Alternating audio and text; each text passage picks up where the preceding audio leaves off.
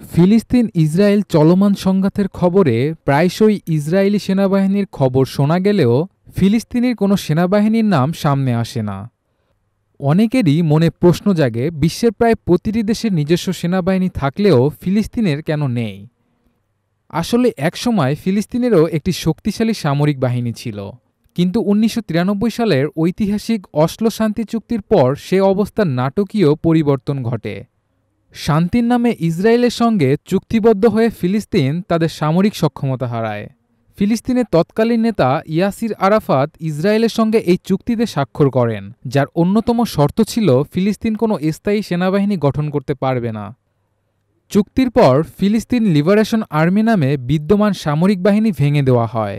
এমনকি ভবিষ্যতে অভ্যন্তরীণ নিরাপত্তার জন্য যদি কোনো বাহিনী গঠিত হয়, তার অস্ত্র, সংখ্যা এবং কার্যক্রমের ওপর ইসরায়েল কঠোর নিয়ন্ত্রণ আরোপের অধিকার পায়। ফিলিস্তিনের পুলিশ বাহিনীতেও নিয়োগ, পদোন্নতি ও কার্যক্রমের ব্যাপারে ইসরায়েল সুস্পষ্ট হস্তক্ষেপের সুযোগ পায়। ফলে বর্তমানে ফিলিস্তিনের নিজস্ব প্রতিরক্ষা ব্যবস্থা বলতে কিছুই নেই। সামরিক বাহিনীর পরিবর্তে হামাস, ইসলামিক জিহাদসহ কিছু সশস্ত্র সংগঠনে ইসরায়েলের বিরুদ্ধে প্রতিরোধ চালিয়ে যাচ্ছে।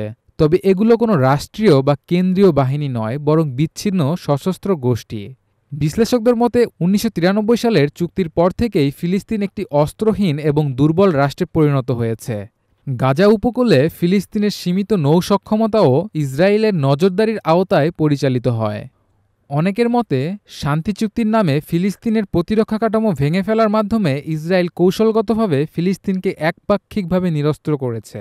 এর ফলে ফিলিস্তিন আজ স্বাধীনভাবে তাদের ভূখণ্ড রক্ষার সক্ষমতা হারিয়েছে।